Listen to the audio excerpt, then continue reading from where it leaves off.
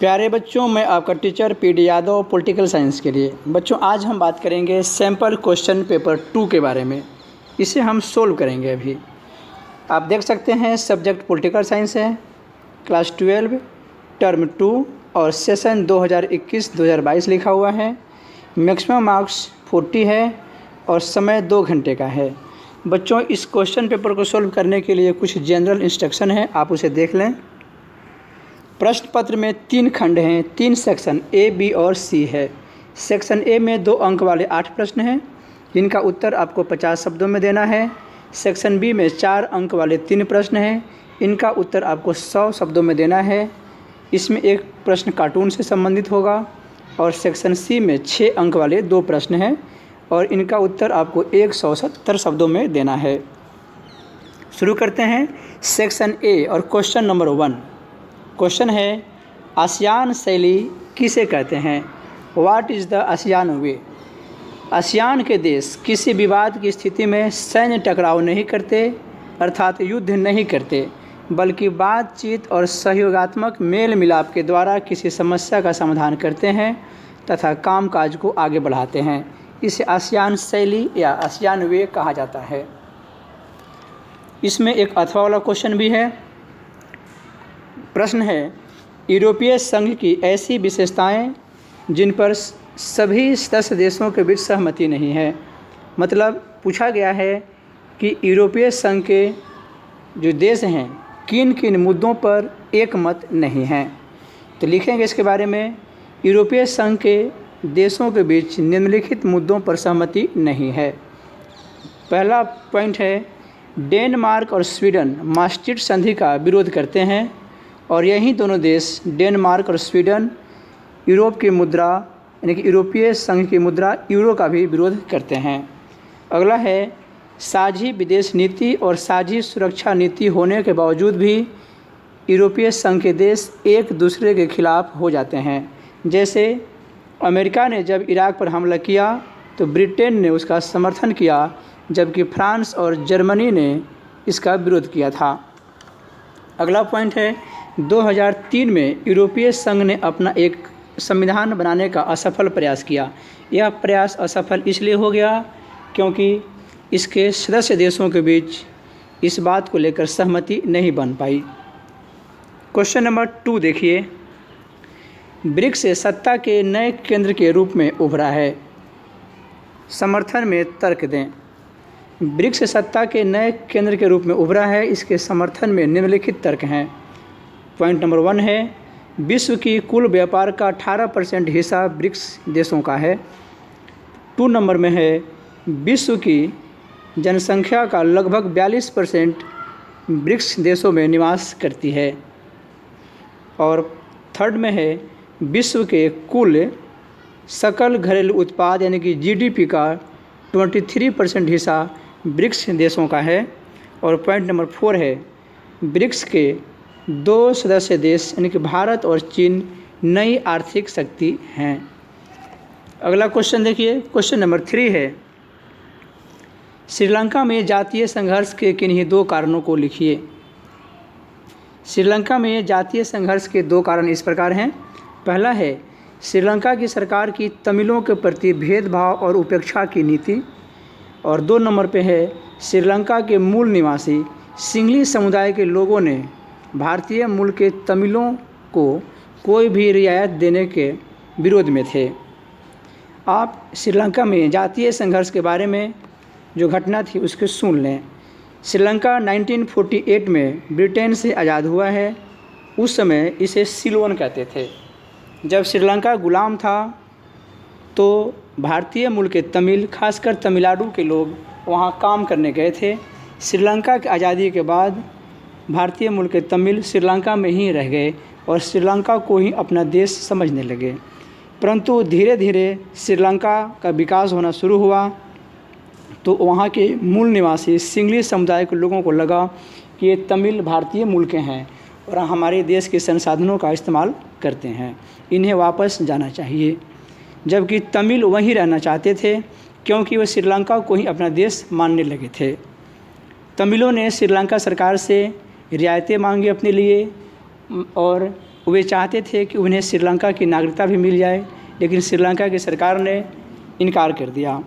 इसके बाद तमिल 1976 में LTTE का गठन किए।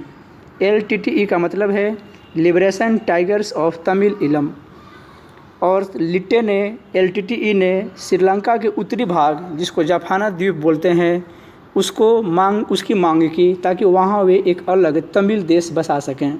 श्रीलंका सरकार ने मना कर दिया। श्रीलंका सरकार के मना करने के बाद ये तमिल 1983 से विद्रोही कार्यों में लिप्त हो गए।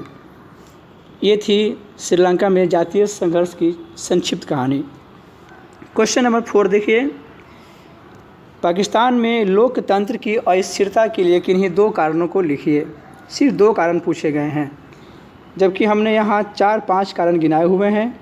यदि पेपर में 2 कारण पूछे तो आप 2 ही लिखेंगे, और क्वेश्चन अधिक अंक में पूछे, 4 या 6 अंक में आए, तो आप सभी कारणों को लिखना।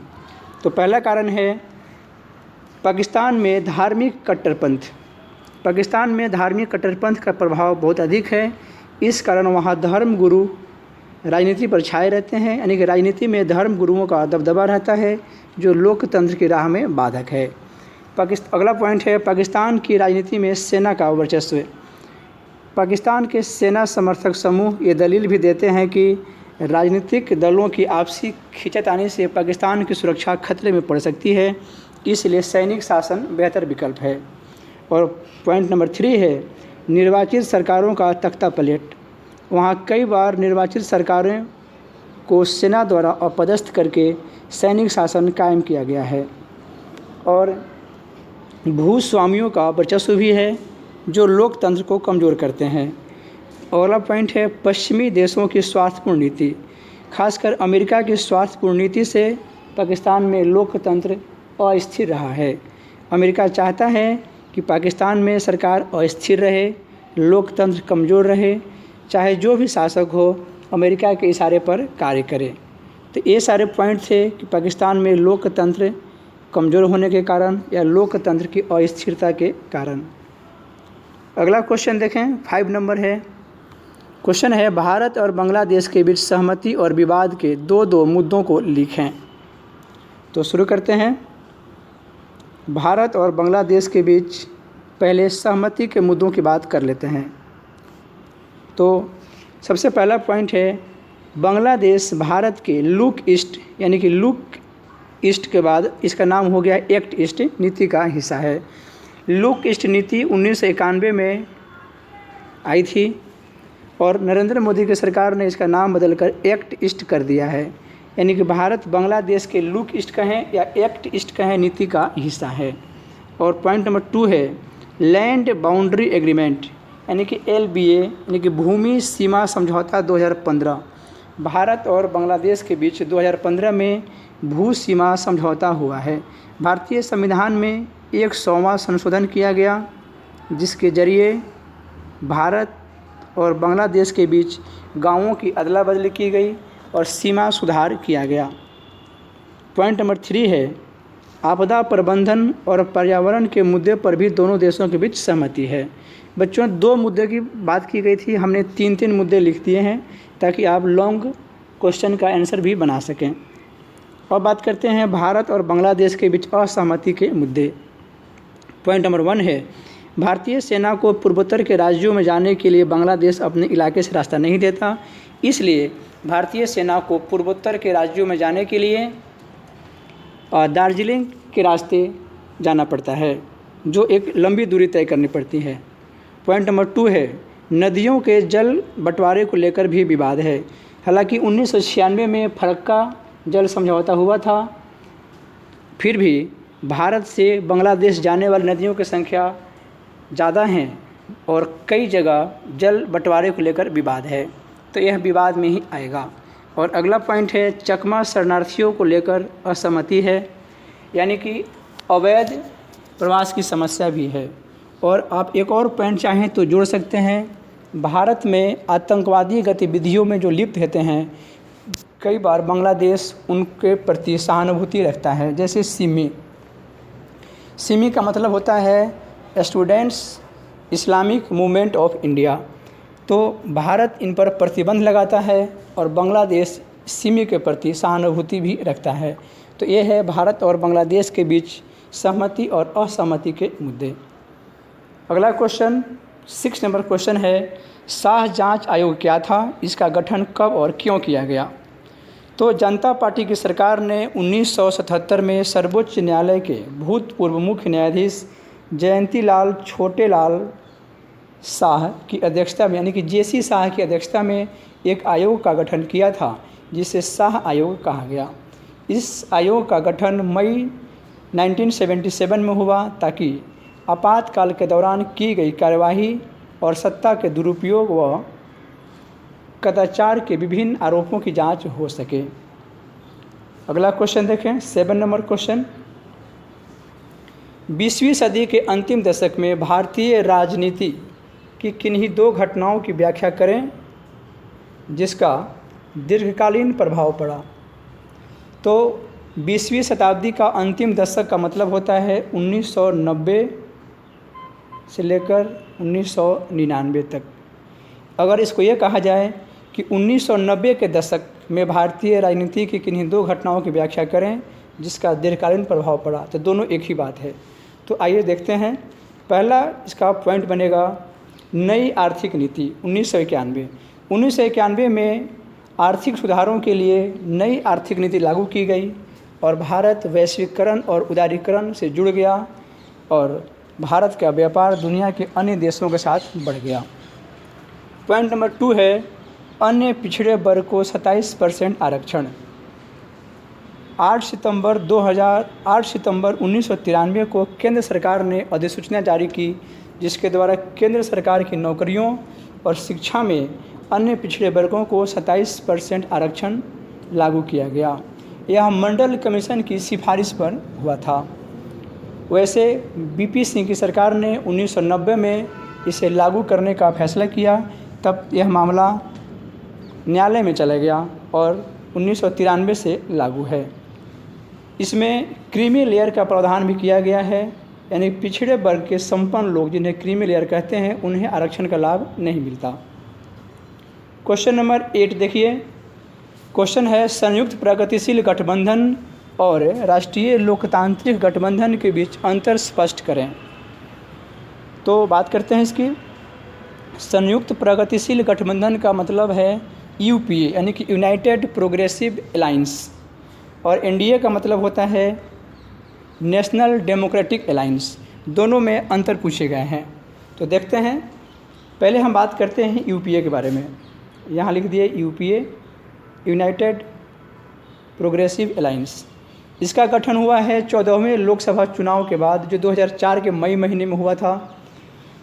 चुनाव के बाद इस गठबंधन का निर्माण हुआ और यूपीए 1 थी 2004 से लेकर 2009 तक, और 15वें लोकसभा चुनाव के बाद 2009 में यूपीए 2 आई जो 2009 से लेकर 2014 तक रही, और यह कांग्रेस पार्टी के नेतृत्व में यानी कि अखिल भारतीय कांग्रेस के नेतृत्व में इसका गठन था यूपीए 1 और यूपीए 2 का। और इस दौरान प्रधानमंत्री डॉक्टर मनमोहन सिंह थे, यानी कि 2004 से लेकर 2014 तक।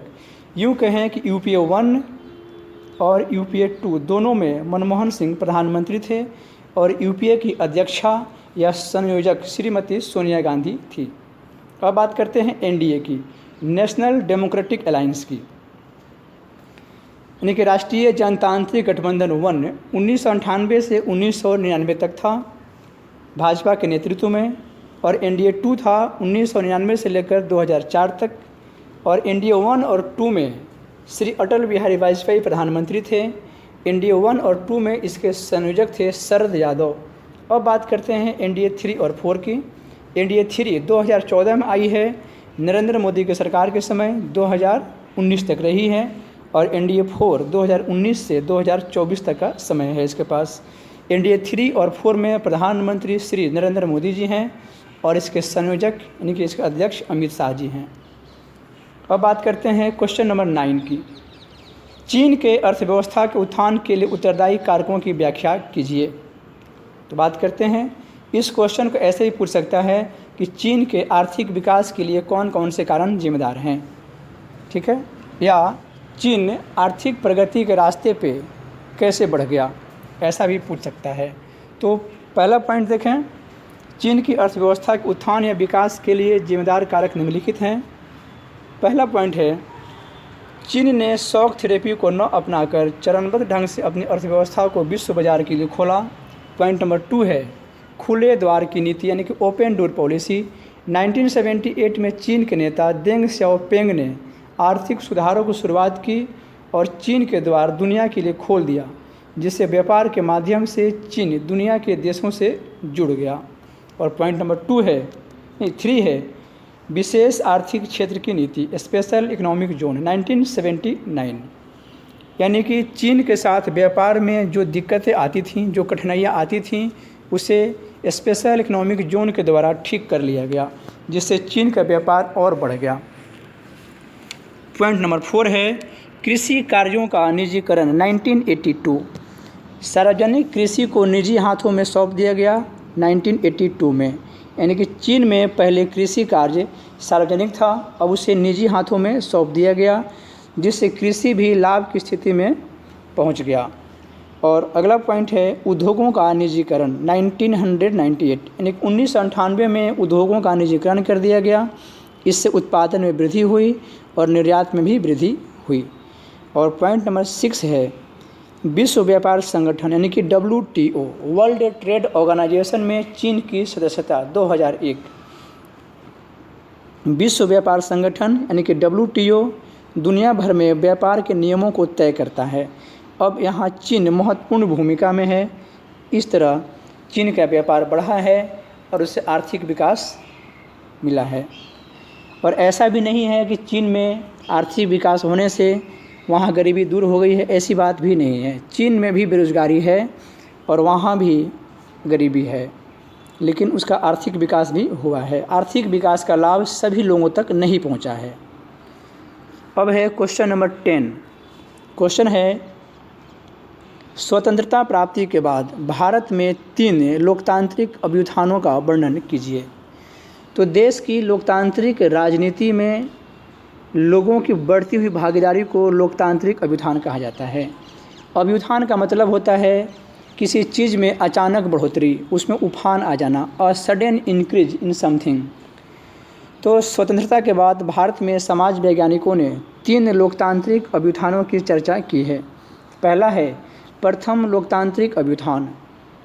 1950 के दशक से लेकर 1970 के दशक तक केंद्र एवं राज्यों के स्तर पर जो चुनाव हुए उसमें भारतीय मतदाताओं की भागीदारी बढ़ी।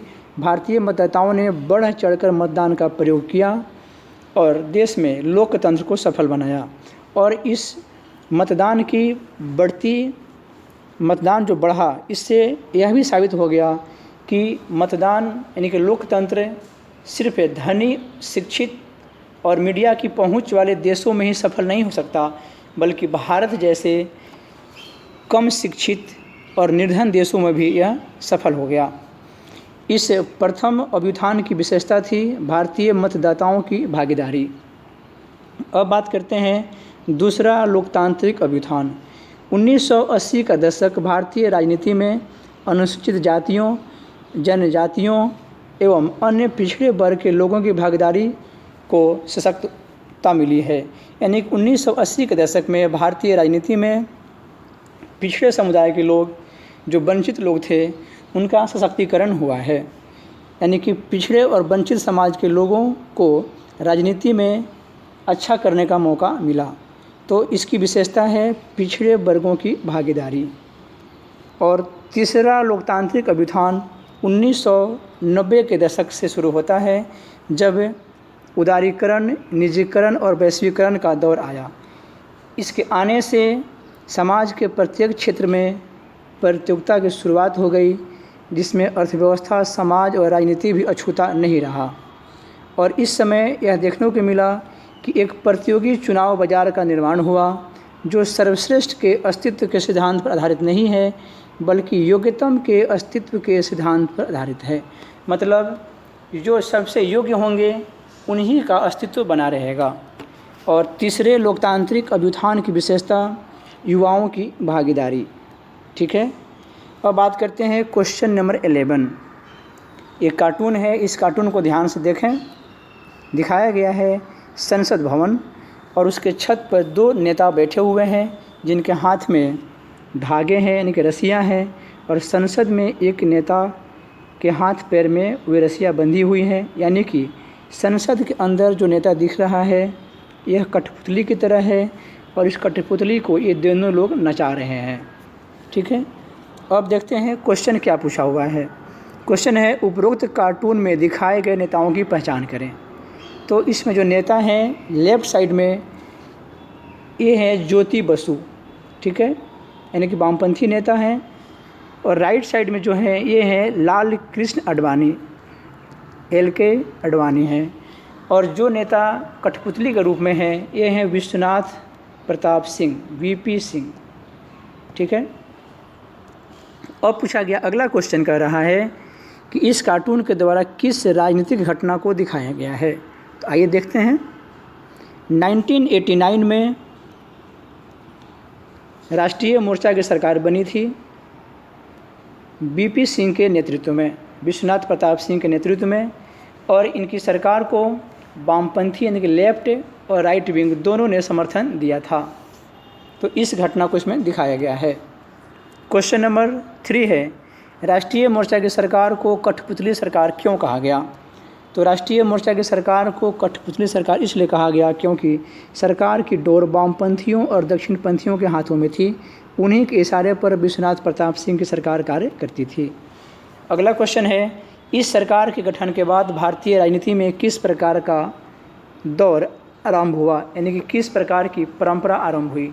तो इस सरकार के गठन के बाद भारतीय राजनीति में गठबंधन का दौर आरंभ हुआ जो अब तक कायम है। 1989 से लेकर 2019 तक जितनी सरकारें भारत में बनी हैं सभी गठबंधन की सरकारें बनी हैं। हालांकि 2014 में जो सरकार बनी और 2019 में बनी, ये इन दोनों सरकारें NDA की हैं और इनमें बीजेपी को स्पष्ट बहुमत मिला हुआ है। फिर भी चुनाव से पहले गठबंधन हो चुका था, इसलिए सरकार गठबंधन की है। अब बात करते हैं क्वेश्चन नंबर 12। 1952 से लेकर 1967 तक भारतीय राजनीति में कांग्रेस पार्टी के प्रभुत्व के कारणों की व्याख्या करें।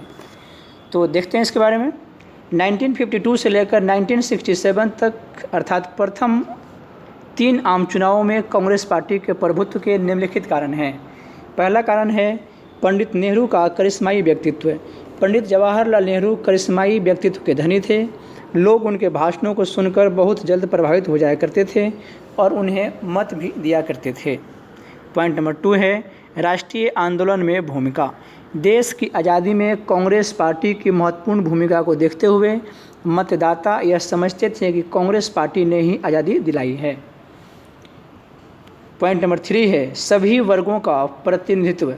कांग्रेस पार्टी में सभी वर्गों का रिप्रेजेंटेशन था। समाज के सभी वर्ग के लोग इस पार्टी को वोट देते थे। और चौथा पॉइंट है देश भर में मजबूत संगठन। कांग्रेस पार्टी का फैलाव पूरे देश में एक मजबूत संगठन की तरह था, जबकि अन्य पार्टियों का संगठन इस तरह मजबूत नहीं था। और अगला पॉइंट है कांग्रेस का व्यापक सामाजिक आधार।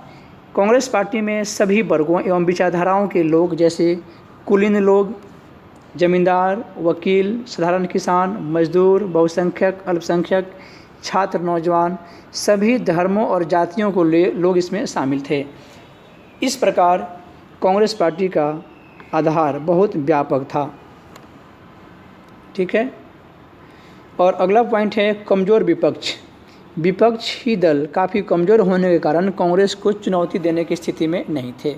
तो 1952 से लेकर 1967 तक कांग्रेस पार्टी के प्रभुत्व के यही कारण थे। इस दौरान कांग्रेस पार्टी केंद्र में लगातार सत्ता में रही और देश के अधिकांश लगभग सभी राज्यों में सत्ता में रही। मैंने लगभग की बात की है। आप ये जान लें कि इस दौरान कांग्रेस पार्टी भारत के 2 राज्यों में थोड़े समय के लिए सत्ता में नहीं थी। बच्चों, आप उन राज्यों के नाम मुझे कमेंट करेंगे जिन राज्यों में कांग्रेस पार्टी 1952 से 67 के बीच कुछ समय के लिए सत्ता में नहीं थी। ऐसे राज्य 2 हैं, उनके नाम आप मुझे कमेंट करें। और अगला प्रश्न है, इसी में अथवा लाइक क्वेश्चन है, देखते हैं इसे।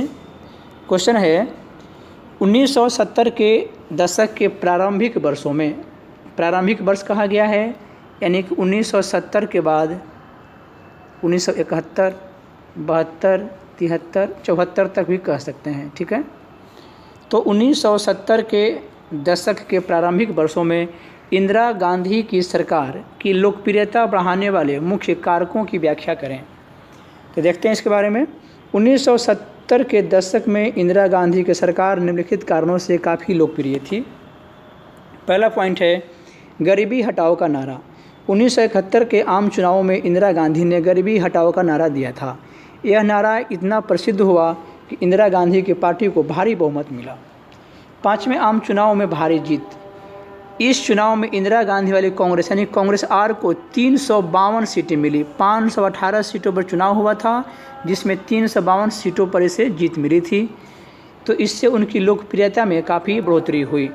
पॉइंट नंबर 3 है पाकिस्तान को पराजित कर बांग्लादेश का निर्माण। 1971 में भारत पाकिस्तान युद्ध हुआ, जिसमें पाकिस्तान को भारी पराजय का सामना करना पड़ा और पाकिस्तान का पूर्वी हिस्सा यानी कि पूर्वी पाकिस्तान स्वतंत्र हो गया और बांग्लादेश नामक नया देश अस्तित्व में आया। इस घटना ने इंदिरा गांधी को विश्व में लोकप्रिय बना दिया। अगला पॉइंट है प्रिवी पर्स की समाप्ति। इंदिरा गांधी की सरकार ने 1971 में संविधान में 26वां संशोधन किया और प्रिवी पर्स को समाप्त कर दिया। सामाजिक समानता की दृष्टि से यह महत्वपूर्ण कदम था। इंदिरा गांधी की लोकप्रियता में वृद्धि हुई। बच्चों, यदि पूछे कि प्रिवी पर्स क्या है तो आप लिखेंगे आज़ादी के बाद जब देशी रजवाड़े भारत में शामिल हो रहे थे तो उन्हें कुछ निजी संपत्ति रखने का अधिकार था और उन्हें कुछ भत्ते भी दिए जाने थे। इसी को कहते हैं प्रिवी पर्स। इसको इंदिरा गांधी ने 1971 में 26वें संविधान संशोधन के द्वारा समाप्त कर दिया। और अगला पॉइंट है पहला परमाणु परीक्षण। 18 मई 1974 को पोखरण में परमाणु परीक्षण कर इंदिरा गांधी ने भारत को परमाणु शक्ति संपन्न देश बना दिया। हालांकि इसके बाद भारत पर कुछ प्रतिबंध भी लगे, लेकिन समय के साथ सब ठीक हो गए। इस घटना ने भी इंदिरा गांधी की सरकार को प्रसिद्धि और लोकप्रियता दी थी। और पॉइंट नंबर 6 है सिक्किम का भारत में विलय करना। इंदिरा गांधी की सरकार द्वारा सिक्किम का भारत में विलय कर उसे भारत का 22वां राज्य बनाया गया।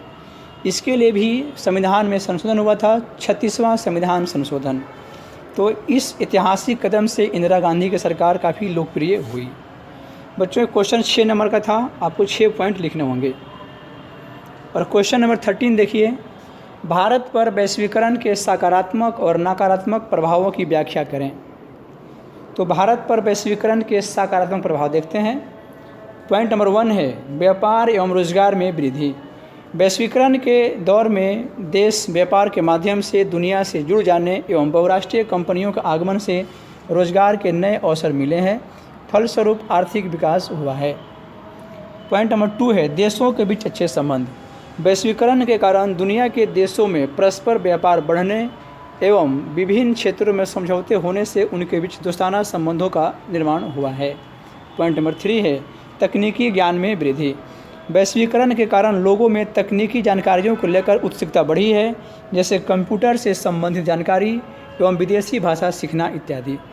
अगला पॉइंट है सांस्कृतिक समरूपता, यानी कि वैश्वीकरण के दौर में दुनिया के देशों की संस्कृति एक जैसी होने लगी है।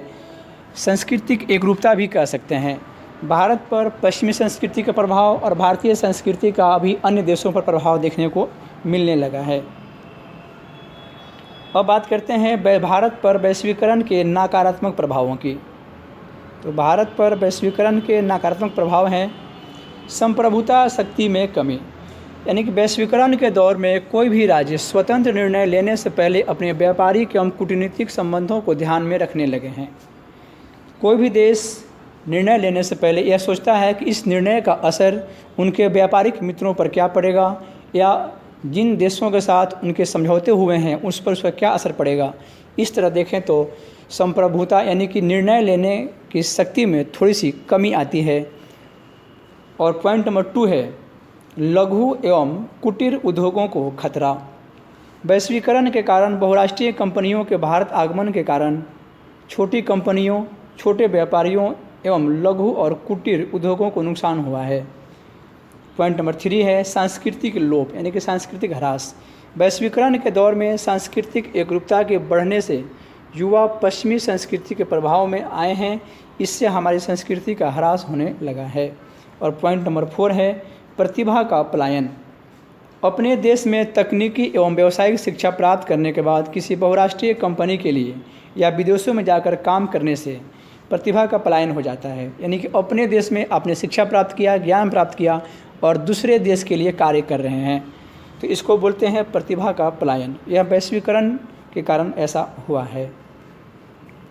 अब बात करते हैं क्वेश्चन नंबर 13 की। इसमें एक अथवा वाला क्वेश्चन है, उसकी बात कर लेते हैं। क्वेश्चन है दुनिया के देशों पर वैश्वीकरण के राजनीतिक प्रभावों की व्याख्या करें। तो बात करते हैं इसकी। दुनिया के देशों पर वैश्वीकरण के राजनीतिक प्रभावों की व्याख्या निम्नलिखित है। पहला पॉइंट है लोकतंत्र की अवधारणा का विकास। दुनिया के देशों में लोकतंत्र का प्रसार हुआ है। प्रथम विश्व युद्ध के बाद, दूसरे विश्व युद्ध के बाद और सोवियत संघ के विघटन के बाद और हाल ही में अरब क्रांति के परिणाम स्वरूप लोकतंत्र का प्रसार हुआ है। भारत के पड़ोसी देश नेपाल में भी लोकतांत्रिक प्रक्रिया आई है। पॉइंट नंबर 2 है संप्रभुता शक्ति में कमी, यानी कि वैश्वीकरण के दौर में कोई भी राज्य स्वतंत्र निर्णय लेने से पहले अपने व्यापारिक और कूटनीतिक संबंधों को ध्यान में रखते हैं, अतः निर्णय लेने की क्षमता में थोड़ी कमी आई है। पॉइंट नंबर 3 है राज्यों की भूमिका में कमी। वैश्वीकरण एवं उदारीकरण के दौर में राज्यों की भूमिका सिर्फ कानून व्यवस्था एवं बाहरी सुरक्षा जैसे कार्यों तक सीमित होने लगी है। पॉइंट नंबर 4 है कल्याणकारी राज्य के स्थान पर न्यूनतम हस्तक्षेपकारी राज्य, यानी कि राज्य आर्थिक और सामाजिक कल्याण के कार्यों से पीछे हटने लगे हैं। मतलब दुनिया में कल्याणकारी राज्य की धारणा अब पुरानी पड़ गई है। अब इन राज्यों का झुकाव पूंजीवाद और उदारवाद की तरफ हो गया है। एग्जाम्पल फॉर सोवियत संघ एक समाजवादी राज्य था, उसके विघटन के बाद जो नए राज्य बने उनका झुकाव पूंजीवाद की तरफ है। चीन के बाद सोवियत संघ के बाद चीन भी देख सकते हैं। चीन 1978 के पहले बिल्कुल समाजवाद की तरह था, साम्यवाद उसका लक्ष्य था, लेकिन 1978 में ओपन डोर पॉलिसी के बाद और उसने अपने उद्योगों को प्राइवेट कर दिया, कृषि कार्यों का निजीकरण कर दिया, तो उसका झुकाव भी निजीकरण की तरफ है। यही बात अपने देश में भी देखी जा सकती है। पॉइंट नंबर 5 है देशों के बीच अच्छे संबंध। दुनिया के देशों में परस्पर व्यापार बढ़ने से विभिन्न क्षेत्रों में समझौते होने से उनके बीच दोस्ताना संबंधों का निर्माण हुआ है, क्षेत्रीय संगठनों का निर्माण होने लगे हैं। और अगला पॉइंट है समानता, स्वतंत्रता, भाईचारा और न्याय जैसे लोकतांत्रिक मूल्यों का प्रसार हुआ है। यानी कि लोकतंत्र का प्रसार होगा तो समानता, स्वतंत्रता, भाईचारा और न्याय का भी प्रसार होगा। इससे दुनिया में खुशहाली आ सकती है। प्यारे बच्चों, सैम्पल पेपर 2 था जिसको मैंने बनाया था, इसे हमने सोल्व कर लिया है। अगर आपको ये वीडियो अच्छी लगती है तो आप इसे लाइक करें, सब्सक्राइब भी कर दें और अपने दोस्तों में शेयर कर दें। इसकी PDF इसके डिस्क्रिप्शन में पड़ी है, आप वहाँ से ले सकते हैं। थैंक यू बच्चों, आपका धन्यवाद।